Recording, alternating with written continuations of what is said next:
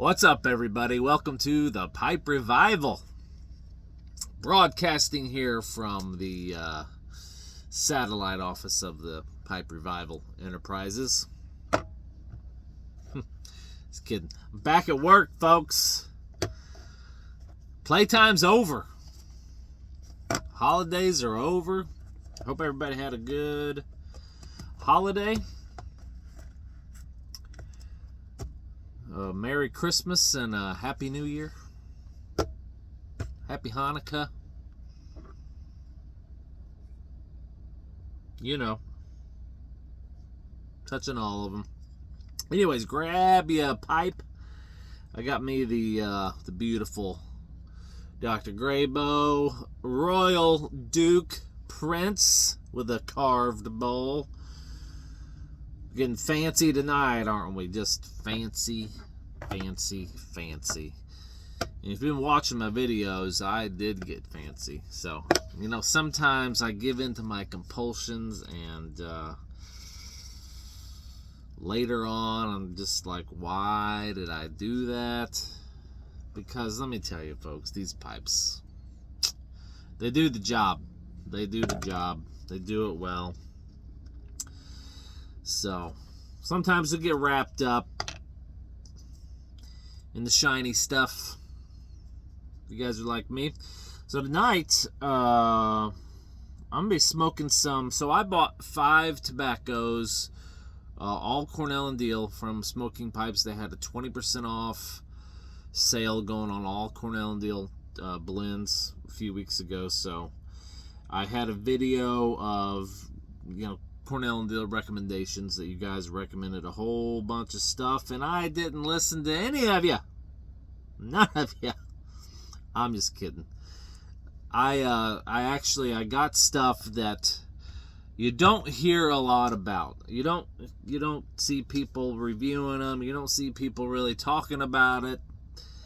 And I just went through Cornell and Diehl's website. They have a website that have all their tobaccos listed, all the components, the strength, all that stuff. And so I went through there and I read through all the descriptions of all the tobaccos. And what I was looking for was a Virginia Burley blend, and mainly like a Virginia Burley Perique blend. I didn't want any Latakia. I'm just not that big of a Latakia guy. Latakia is kind of like an acquired taste, and for me, it just overwhelms the tobacco too easily. Even with some of the stuff with just a little bit of Latakia, for me, it comes to the forefront automatically, and it gets to where that's all I can taste is Latakia. That being said, I do have a few blends that I enjoy that have Latakia in it. One is the Sutliff Walnut Match, which we know is gone. And then another one is also gone, or there's 2 more that are also gone, and that is Mac Baren Plum Cake, which is a fantastic tobacco. And then the Mac Baren Solent Mixture. They're pretty similar. Those Solent Mixture and Plum Cake are pretty similar. I'm not really for sure what the right now, not smoking them here recently. I have some jarred up at the house. But I think the Solent Mixture has more, it's more prominent in Latakia, so it has just a little bit more Latakia in it. But Mac Baren did a really good job on any blend that they use Latakia in. They did it very carefully, and those guys that were blending those tobaccos up there was a man after my own heart when it came to Latakia, because they did it the way that I like. But I do my Mixture 965. That's not bad. Maltese Falcon, you're getting into that's kind of a lap bomb for me. It's not bad. I got a 10 of it, or it's in a jar now, but I'm gonna age it for like 2 years without opening it. and I'm gonna come back to it and see. And I got a Cornell and Deal. This has been a couple years ago, but it's called Mississippi Mud. That's different. That's different. I got it aging 2 in a jar. I'm not gonna mess with it. I'm gonna get some age on it and see if it does something to it. But anyways, I went through and I got some tobaccos that were the Virginia and Burley. I wanted to have Virginia and Burley, and I looked for a lot of them that had Perique. So I got a lot of those tobaccos. And what I ended up getting was, I already did a review on one of them. It had Virginia, Burley, Perique, and Dark Fired. Then I got Yorktown, which is just a Virginia. So Yorktown is stoved red Virginia with bright Virginia and re-stove it. Or they combine stoved red Virginia with bright Virginia and re-stove it. Straight red Virginia is then added to this remarkable base for sweetness. The Acme mixture of mixtures for the Virginia purist. So that is Yorktown. It is, I've had probably 3 bowls out of here so far, and it's really good. I mean, it's really good. Really good, folks. Another one I got that I haven't heard much about, and the label kind of popped off here, but it's Riverboat Gambler. And I know all these are backwards. People have been telling me to flip it around and do a certain setting, and I can't figure it out on my phone, folks. I went to all the settings, and I didn't see anything on there to be able to turn it around. So, anyways, it's backwards. But this is Cornell and Deal Riverboat Gambler. And this is what we're going to be smoking tonight for the companion podcast here. So, Riverboat Gambler is what we're going to be smoking tonight in the old Dr. Graybo. You saw the Exhausted Rooster. I did a video on that. And then I also got 3 Friars, which is, woo, buddy. I've had quite a bit of this. You can see I've taken quite a bit out of there. I've been smoking this stuff. This is good. This is just, I think it's a brown Burley, Virginia Ribbon, and Perique. And the amounts of each tobacco is just right there. Spot on, folks. It's good, good, good. The Perique is really good. This one here is the same. It's just about the same as the 3 Friars, but it has Turkish, I think, in it. I'll just read it to you here. In the tradition of the mysterious Mississippi Riverboat Gambling Men, a flavorful blend of the South's tobaccos, Burleys, Virginias, and Perique, with the exotic taste of Turkish leaf. The odds are with you when you smoke this blend. My biggest gripe so far about this blend is, look at that beautiful artwork. You can see that. Nobody's smoking a daggum pipe. Nobody's smoking a pipe in there. There's no wisps of smoke.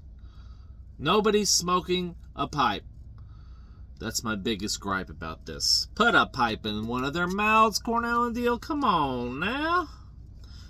I'm just kidding. We're splitting hairs here. This is a great tobacco. This is a lot of Perique in this one. A lot of Perique. You can see the dark. So there's a lot more Perique in this than the 3 Friars. So you get a lot more of that figgy, plummy spiciness. And it has a vitamin N kick that will knock you back in your seat if you're an amateur. Okay? This will put hair on your chest. So I'm going to load up my bowl here. Get that stem out of there. Stems don't bother me, folks. Come on now. This is leaves of a plant. I hear people complaining about a lot of stems. cheap tobacco, a lot of stems. Whatever. Whatever. That's kind of silly. Oh, she's loaded up. Nice.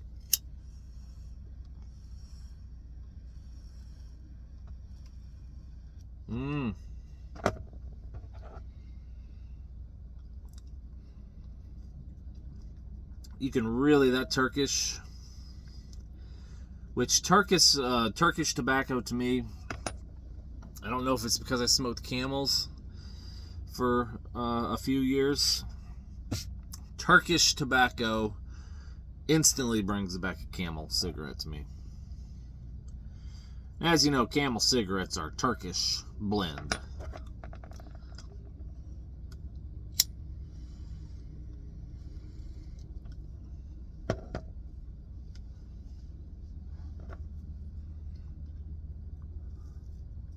But obviously, it's way better than a Camel cigarette. This is good stuff, folks.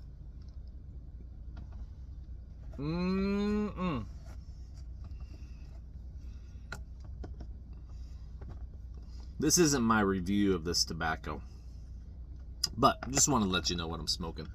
I do have my fancy lighter here.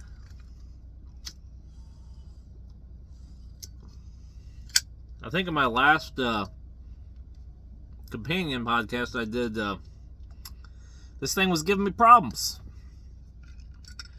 It was leaking. And it kind of, I guess it kind of self-healed. Because it seems to be working fine now. But there for a couple of days, it was leaking down real fast. Seems to be working good, so I'm just going to leave it at that. You know, I have a tendency on things to fix it till it's broke. And so I've learned the older I get just to kind of leave stuff alone. Unless it's just absolutely necessary.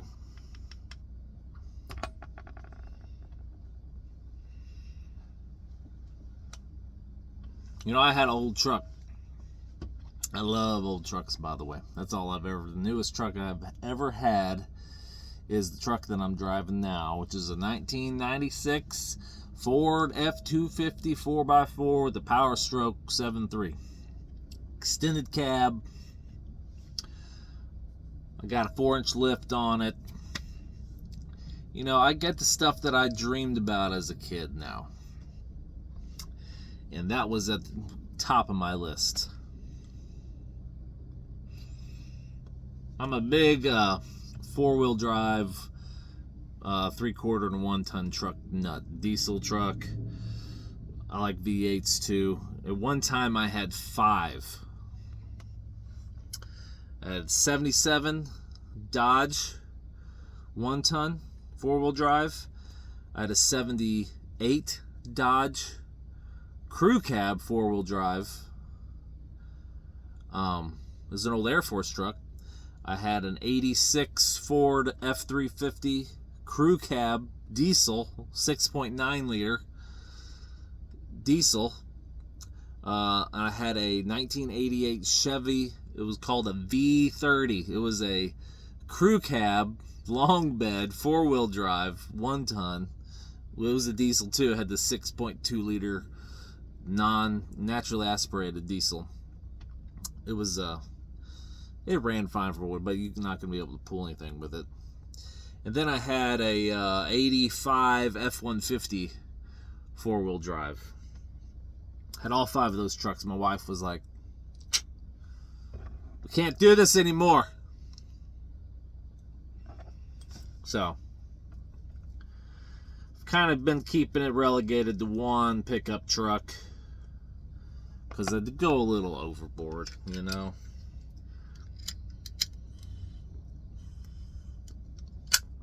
But back to my original story. I had an old pickup truck that I put probably $1,500 and bought a new distributor for it, new injectors for it, all kinds of new stuff for it, working on that thing constantly, trying to address a misfire.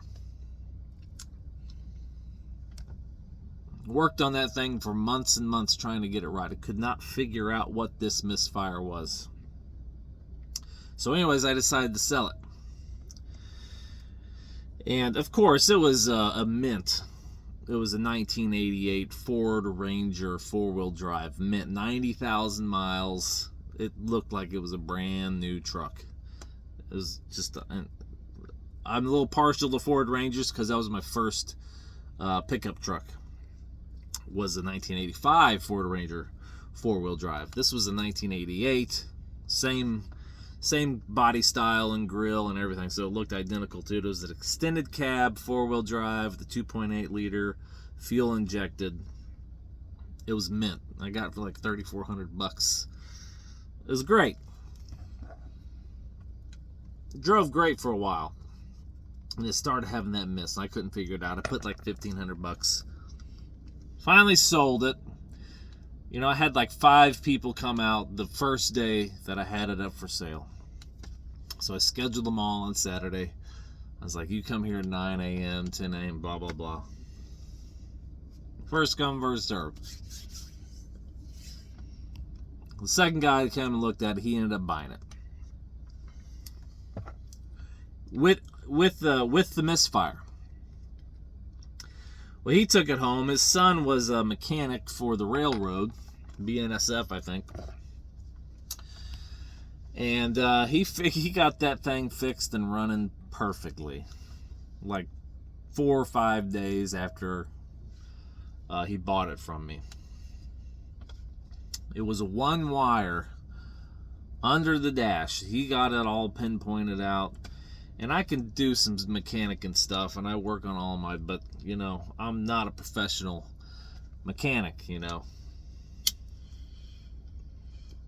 I can keep stuff running, driving down the road pretty good.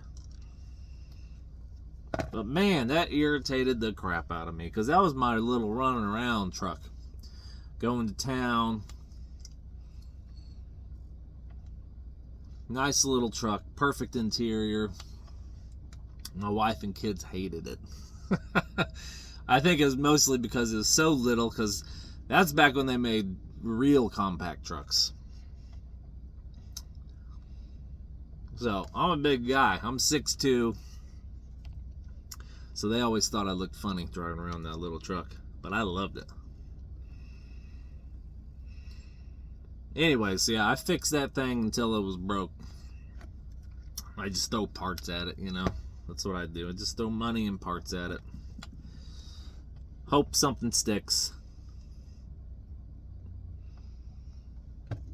Anyways, I know you guys have probably heard of the rest of the fallout from this STG thing. I'm not going to talk too much on it because I have my mind has been put at ease just with me getting these blends from Cornell and Deal and knowing that everything's gonna be just fine.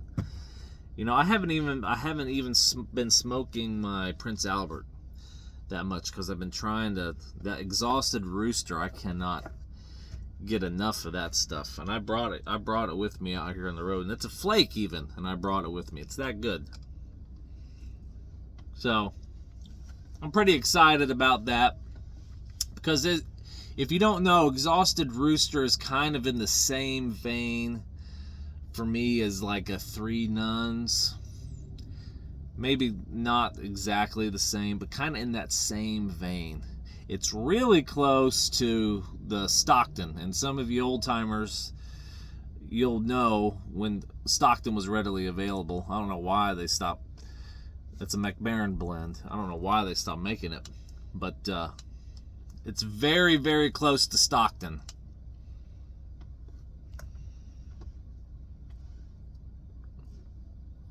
So I was excited.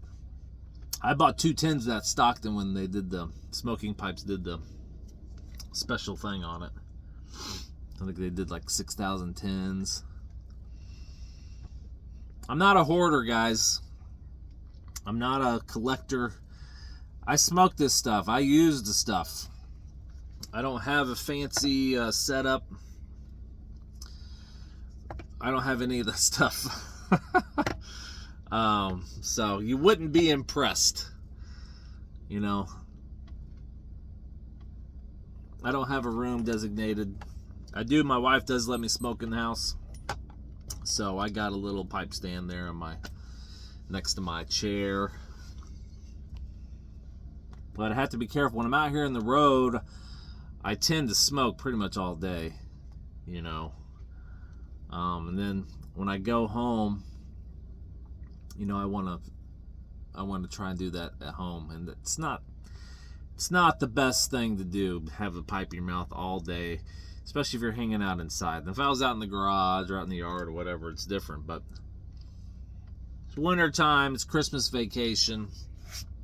You know, I'm hanging out, chilling out in the house, and you know, you just can't fill the house up with smoke all day long. So I tried to cut back a little bit.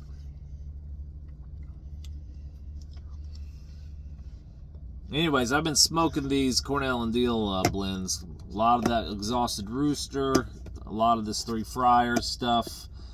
I just started getting into this Riverboat Gambler the other day, and the Yorktown. And man, they're all so good. So, we're going to be just fine, folks. I'm still standing by my position that STG are huge douchebags, and this is a bad business. And I get it. It's business. This is what happens, and you know, it's just. But to me, this is like how mobsters in movies do business. You know, the guy comes and he's gonna kill the guy, and he's like, "It's just business." You know, this is kind of like that.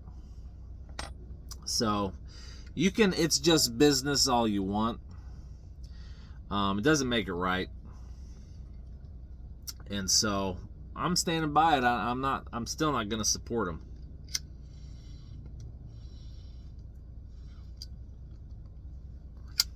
And, you know, it does make me feel bad because there's probably a lot of good guys that work there at Pipes and Cigars, and you know, it's not like I'm starting a movement or anything. You know, you guys can do whatever you want. I'm just telling you how I feel. This is my companion podcast, and so, you know, I'm just gonna tell you how I feel. You don't have to agree. We're good. I'm not gonna shame you for continuing to buy STG products. I'm just not going to do it anymore. Especially now since we got Cornell and Diehl. And I'm finding out that they weren't just a gimmick. That's what kept me... That's why I slept on Cornell and Diehl all these years. Because I just... the vast amount of blends they have, I just thought it was a gimmick. I thought it was gimmicky. And there's no way they can make, you know, over, you know, 250 blends or whatever they have. Like 230 something, I think. Blends. They can't, you know, most of them are going to be almost the same. But they've done a surprisingly, even these tobaccos that have the same components in them, they're surprisingly, you can tell the difference. They are a different blend of tobacco. And it's not just like a nuanced difference or something you have to like really like think about and try to pick up and, you know, adjust your technique to pick up these differences. No, they're unique tobaccos. I did get one I did not care for, and what is it called? I think it's called Morning Light or something like that. It is like an Oriental forward. It's like Virginia, Burley, and Oriental. I think maybe, I don't even think it has Perique in it. It might have Perique. It could be wrong. I didn't bring it out here with me, so I can't read it to you. Because it's just not my cup of tea. What ends up happening to me, like a very Oriental forward blend,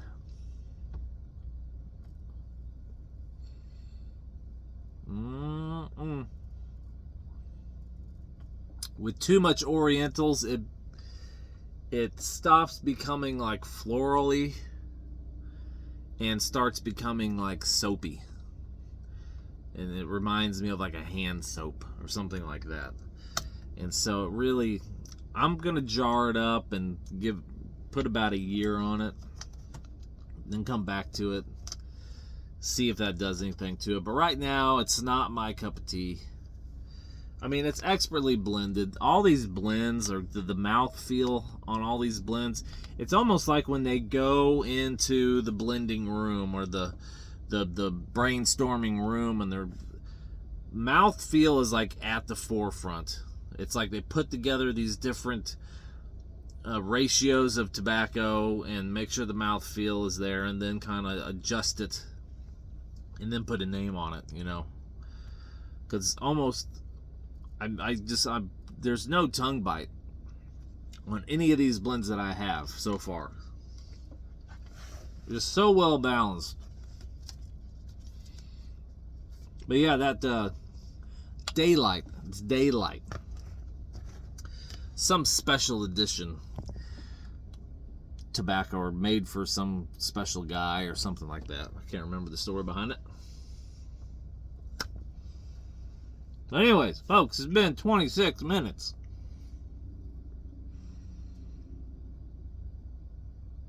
You're probably tired of hearing me yammer on. But glad to be back to work. Glad to be putting out this companion podcast, or the Pipe Companion. And I hope you guys enjoyed it. If you enjoyed it, like the video, subscribe.